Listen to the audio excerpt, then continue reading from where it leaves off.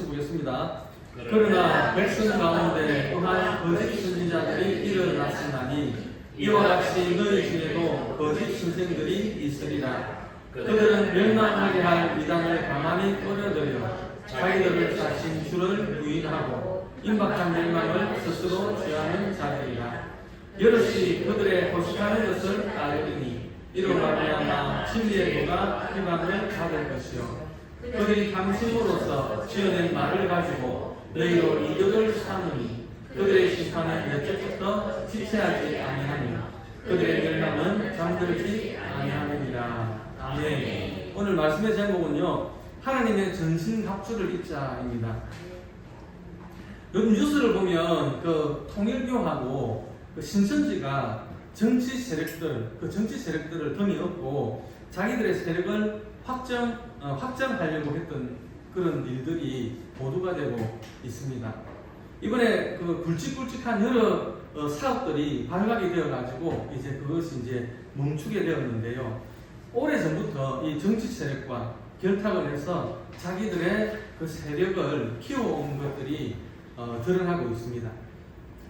길을 가다가 저기가 신천지 교회다, 혹은 저 회사가 통일교 거란다, 이런 말을 들을 때면 저들은 어떻게 해가지고 저렇게 빨리 성장을 할까, 이런 의문을 많이 가졌었는데 그들의 뒤를 봐주는 세력들이 있었던 거죠. 그리고 그들의 포교 방법도 날로 교묘해지고 또 집요해지고 있습니다.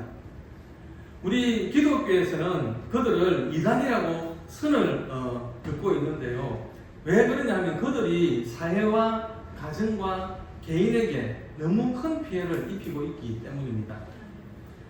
이단 사입의 문제는 어제 오늘의 문제가 아니었죠. 항상 하나님의 말씀이 선포되어지는 곳에는 이단 사입이 마귀와 사탄도 활동을 하게 되어 있습니다. 이들이 처음 활동을 한 곳이 바로 에덴 동산이죠. 하나님께서 아담과 하와에게 동산의 모든 과일은 먹어도 좋은데 그 동산 중앙에 있는 선악과만 먹지 말라고 했습니다. 그러니까 하나님의 말씀이 선포되니까 누가 움직입니까? 뱀이 움직이죠. 요한계시록 12장 9절에 보면 이 뱀의 정체를 나타내고 있는데요. 요한계시록 12장 9절 말씀 같이 보겠습니다. 큰 종이 내쫓기니 옛 뱀 곧 마귀라고도 하고 사탄이라고도 하며 원천하를 빼는 자라. 그가 땅으로 내쫓기니 그의 사자들도 그와 함께 내쫓기니라. 여기서 용이 뭐라고 합니까? 옛 뱀. 그러니까 에덴 동산에서 아담과 하와를 미혹했던 그 뱀을 말하는 것이죠. 그 뱀을 또 다른 말로 뭐라고 하느냐 그러면 마귀라고도 하고 사탄이라고도 한다, 이렇게 말씀을 하고 있습니다. 이들이 하는 일은 온 천하를 꿰는 일을 합니다. 특히 하나님의 말씀을 자기 마음대로 해석을 하고 하나님의 말씀에 불순종하게 하고 그리고 불순종하게 하고 죄를 짓게 해서 자꾸만 하나님과 멀어지게 하는 자들이다, 그런 말입니다. 에덴 동산의 그 뱀도 그렇게 했죠. 하나님은 선악과를 먹으면 반드시 죽는다고 했는데 뱀은 안 죽는다, 그렇게 이야기를 합니다. 그래서 아담과 하와로 하여금 선악과를 따먹게 하고 에덴 동산에서 쫓겨나게 했습니다. 이것이 용, 옛 뱀, 마귀, 사탄, 그리고 이단들이 하는 짓입니다. 이들이 하는 짓은 말씀을 미혹하고 교회를 공격하고 그리고 특히 정통교회를 사단의 집단으로 규정을 하고 교회 성도들을 그 집단으로부터 구출해야 되는 전도 대상으로 삼고 있다는 것입니다. 우리 정통교회들은 전도 대상자가 불신자들입니다. 그런데 이 사이비 이단 집단들은 교회 다니는 교인들을 1차 전도 대상으로 보고 있다는 것이죠. 그래서 교회 성도들만 찾아다닙니다. 우리가 저들의 꼬임에 넘어가지 않으려면 깨어 있어야 하겠습니다. 말씀도 알아야 하겠습니다. 이들이 교회 성도들을 만나면 찔러보는 것들이 몇 가지 있습니다. 너가 주일 잘 지키나? 이런 걸 물어봅니다. 십계명에 보면 분명히 그 주일 지키라고 그랬지. 그러면서 십계명을 보여줍니다. 우리 교회는 말씀을 너무 철저하게 지킨다. 그러면서 우리는 공무원 시험도 주일날 보러 안 간다. 그렇게 자랑을 합니다. 너 11조 열심히 하나, 꼭 하나, 철저하게 하나 이렇게 이야기합니다. 11조 안 하면 지옥 간다 이렇게 이야기를 합니다. 이런 율법적인 이야기를 하죠. 성경을 문자 그대로 해석을 하면서 율법을 꼭 지켜야 된다라고 이야기를 합니다. 이것이 초대교회에 있었던 이단 에비온파입니다. 에비온파. 율법주의자들이죠. 예수님을 믿어도 할례를 받아야 된다라고 주장했던 사람들입니다. 만약에 누군가가 여러분들에게 접근을 해가지고 이제 커피도 한 잔씩 하고 안면도 트고 그랬는데 나도 교회 다닌다. 니도 교회 다니나. 그러면서 우리 목사님은 외국에서 공부를 해가지고 신학 박사학위도 가지고 있는데 우리 목사님이 이런 거는 꼭 지켜야 된다고 하더라. 그렇게 이야기를 하면 여러분들은 꼭 요한복음 3장 16절 말씀을 이야기해 주시기 바랍니다. 하나님이 이 세상을 사랑하사 독생자를 주셨으니 이는 그를 믿는 자마다 멸망하지 않고 영생을 얻게 하려 하심이라. 예. 또 그 초대교회는 헬라 철학에서 들어온 이단 사상도 있었습니다. 그들은 말하기를 어떻게 신이 사람이 되어가지고 이 세상에 오느냐 그렇게 이야기합니다. 그러면서 그 작은 머리로 우주 만물을 창조하신 그 하나님을 재단합니다. 물질과 영은 하나 될 수 없다고 하면서 예수님의 성육신하신 그 교리를 부정했던 사람들입니다. 지금도 그런 사람들이 있습니다. 예수님의 그 물리를 걸으신 것, 그리고 오병이의 기적, 예수님이 행하신 그 많은 기적들을 부정하는 그런 집단과 개인들이 지금도 있습니다. 또 이단 사이비 하면 빼놓을 수 없는 것이 바로 성령론과 종말론을 강조한다라는 것입니다. 주 156년에 예수님의 재림이 임박했다 그러면서 극단적 시한부 종말론을 주장했던 몬타누스라는 사람이 있습니다. 우리나라에도 과거에 그런 사람이 있었죠. 이장님이라는 사람이 담임 성교를 만들어가지고 언제 주님이 재림하신다 그러면서 주님이 재림하시기 때문에 학교도 갈 필요 없고 직장도 나갈 필요 없고 그리고 휴거가 되면 우리가 공적으로 다 빨리 올라가는데 몸이 무거우면 못 올라간다 그러면서 임신한 사람에게 낙태를 강요하고 그런 일들도 있었습니다. 돈이 뭐가 필요한 우리 천국 가는데 돈 아무 필요 없다. 그러니까 돈은 다 바쳐라. 그런 이야기도 했습니다. 그래서 집 팔고 땅 팔고 재산 정리를 싹 해가지고 교주에게 바치는 그런 일들이 있었죠. 여러분 잘 기억하시기를 바랍니다. 평범한 우리의 삶, 평범한 우리의 일상을 멈추게 하는 것, 그것이 이단 사이비입니다. 지금도 우리 주변에 일어나고 있는 일들입니다. 단지 우리가 만나지 않아서 우리가 모를 뿐입니다. 당장 내일 이런 사람들을 만나도 전혀 이상할 일이 없습니다. 그러니 항상 깨어서 말씀으로 무장하고 준비를 해야 하겠습니다. 교단에서 이단으로 규정한 집단이나 개인들이 있습니다. 이런 집단이나 개인들은 자기들이 우리도 성경을 인정하는데 왜 우리 보고 이단이라고 하느냐 이렇게 항변을 합니다.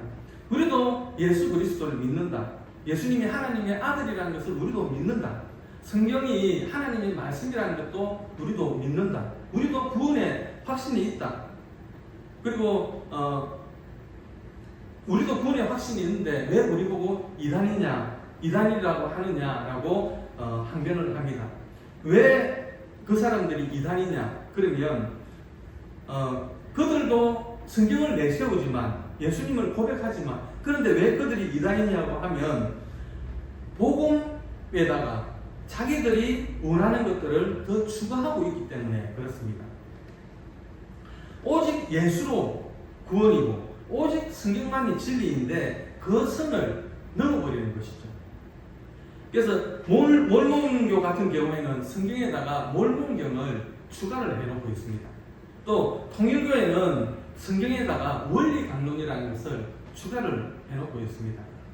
모든 이단들마다 그 안을 들여다보면은 성경은 바깥으로 내세우는 하나의 장식이고 그 내면에는 그들의 교리집이 있고 그것이 그들을 주도하는 기반이 되고 있다는 것이죠. 진리라고 하는 것은 예수 그리스도만으로 구원입니다. 성경만으로 아멘이지 거기에다가 이것저것 더하고 빼고 그것이 바로 에덴 동산에서 그 뱀이 했던 수작질입니다. 하나님은 먹으면 반드시 죽는다고 했는데 뱀은 안 죽는다라고 했습니다. 죽을까 하노라, 죽을 수도 있고 안 죽을 수도 있다. 이렇게 하니까 이들이 이단 사이비가 되는 것입니다. 그리고 이들이 말하는 교회는 우리가 생각하는 예수 그리스도의 몸이 아닙니다. 그들의 교회는 그들의 집단의 건물일 뿐입니다. 그들 집단의 교리가 그 교회를 구축하고 있습니다. 이 집단은 말이 안 통하고 말릴 수가 없습니다.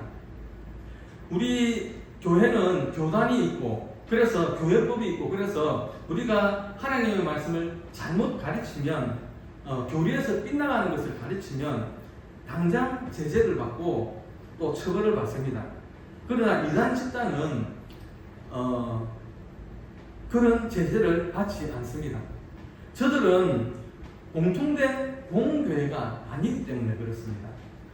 우리 교회들이 다 함께 지키는 성경의 배율을 그들은 벗어나 있는 것입니다. 그렇기 때문에 이단 사이비는 외형적으로는 교회고 외형적으로는 교단이다라고 말들은 하지만 그들은 하나님의 몸된 교회를 세우는 것이 아니고 그들만의 세력을 키워가고 있는 것입니다. 우리 주변에서 쉽게 접할 수 있는 이단들을 몇 가지 말씀을 드려보겠습니다. 통일교가 그런 곳입니다.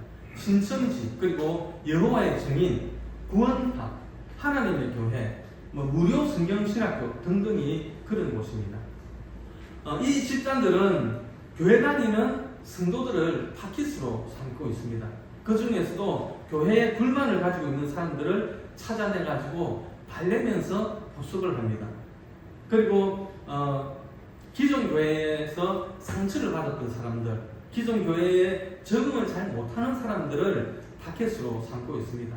이들을 꼬셔가지고 자기들 교회로 데리고 가서는 기존 교회를 사단의 집단이라고 규정을 하고 교회가 하고 있는 정상적인 예배 그리고 11조나 교회를 섬기는 모든 행위를 전부 부정되게 해석을 하기 때문에 교회에 불신을 가지고 있던 사람들은 그곳에 가면은 대리만족을 느낀다고 합니다. 거기에는 목사도 없습니다. 장로도 없고 안수집사나 직분이 없습니다. 단회도 없습니다. 재직회 같은 것도 없기 때문에 겉보기에는 자유로워 보입니다. 그리고 평등해 보입니다. 11조 할 필요도 없다고 말을 합니다.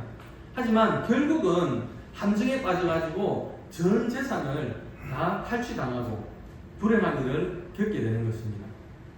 그들이 노리는 것은 11조가 아닙니다. 상대방이 가지고 있는 전 재산을 노리는 것입니다. 그것도 모르고 기존 교회의 헌금에 대한 불만을 가지고 있다가 자기의 전 재산을 다 털려버리는 그런 사례들이 있습니다. 또 그들은 가정을 격리시킵니다. 부부를 보고 현재 이 가정으로는 안 되니 이혼을 하라고 합니다. 그리고 우리가 맺어주는 새로운 가정을 형성해야 된다고 강요합니다. 거기에 패가 망신한 사람들이 아무리 울고불고 해도 소용이 없는 것입니다. 세뇌가 되고 나면 재산을 다 바쳐버리고 빠져나오려고 해도 빠져나와도 빈털터리가 되고 가정은 파괴되고 꼼짝없이 그곳에서 노예 생활을 하게 된다고 합니다. 어떻게 도망을 쳐 나와도 테러를 당하기가 일쑤여서 아무도 모르게 도피 생활을 하며 살아간다고 합니다. 그러니 정신적으로 혼란을 겪고 우울증에 시달립니다.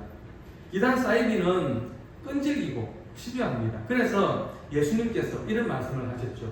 거짓 선지자를 삼가하라. 양의 옷을 입고 너에게 나오나 속에는 노략질하는 일이다 그랬습니다. 그리고 또 삼가 바리새인들과 사두개인들의 누룩을 주의하라라고 했습니다. 예수님께서 이와 같은 교훈을 하신 것은 오늘날로 표현을 하면 우리 주변에 이단 사이비들을 경계해라는 말씀일 것입니다. 이단은 말이 안 통하기 때문에 직접 우리가 상대하면 안 됩니다. 무조건 거르고 피해야 됩니다. 미혹이 많은 이 시대를 지혜롭게 살아가기 위해서는 에베소서 6장 11절 말씀처럼 우리가 하나님의 전신갑주를 입어야 하겠습니다. 이 말씀은 영적으로 무장을 하라는 말씀이겠죠. 그러면 하나님의 전신갑주를 어떻게 입을 수가 있느냐? 바로 예배에 참여하는 것입니다. 예배 참여가 영적 무장을 하는 것이고 하나님의 전신갑주를 입는 것입니다. 주일 예배는 매우 중요한 영적 무장입니다. 주일 예배를 잃어버리면 영적으로 무장해제가 되는 것과 같습니다. 무장해제가 되고 난 군인은 적군이 가까이 와도 아무것도 대항할 수가 없습니다. 성도들이 주일을 잃어버리고 예배 생활을 잃어버리는 것은 영적으로 사단의 밥이 되는 것입니다. 왜 우리가 주일을 지켜야 되고, 왜 예배 생활에 우리가 전력 질주를 해야 되고, 예배 생활에 정성을 쏟고 주님을 섬겨야 되느냐? 바로 그때 영적 무장이 이루어지기 때문입니다. 영적 무장에는 기도가 필수입니다. 기도 없이 영적 무장이 이루어졌다라고 말할 수가 없습니다. 그리고 우리는 구원의 확신 안에 거해야 됩니다. 이단 사이비가 제일 약한 부분이 이 구원론입니다. 모든 이단 집단들이 말하는 구원에는 한결같이 구원의 조건들이 붙습니다. 그 조건이 비성경적인 것입니다. 구원은 조건으로 받는 것이 아닙니다. 구원받기 위해서 어떠한 조건을 이행해야 된다는 그것은 다 거짓말입니다. 구원은 전적으로 예수 그리스도의 이름으로 예수님의 피의 공로로 받는 것이고 은혜로 받는 것입니다. 내가 어떤 조건을 이루어서 받는 것이 아닙니다. 그러나 이단 사이비들은 교묘하게 그 조건들을 가지고 사람들을 얽어내고 조종을 하는 것입니다. 구원받기 위해서 주의를 꼭 지켜야 된다. 재산을 다 바쳐야 된다. 그리고 혈연을 끊어야 된다. 이렇게 해야 된다. 또 저렇게 해야 된다라는 등등. 우리는 구원받기 위해서 전도하는 것이 아닙니다. 구원받았기 때문에 전도하는 것입니다. 구원받았기 때문에 헌금을 하는 것이고 구원받았기 때문에 교회를 섬기는 것입니다. 구원받은 은혜, 즉 우리는 자격을 얻고 봉사하는 것이고 전도하는 것입니다. 전도는 구원받은 자가 하는 것입니다. 구원을 못 받아서 전도하는 것은 근본부터 틀린 것입니다. 그들과 우리의 구원은 매우 다릅니다. 그들은 조건부 구원을 이야기하지만 우리는 은혜의 구원을 받았습니다. 이 계절에 우리에게 베풀어 주신 구원의 은혜를 생각하면서 영적 무장도 새롭게 하시고 주님을 사랑하며 교회를 사랑하며 열정적으로 봉사하시는 우리 주사랑교회 성도님들이 되시기를 주님의 이름으로 축원드립니다. 네.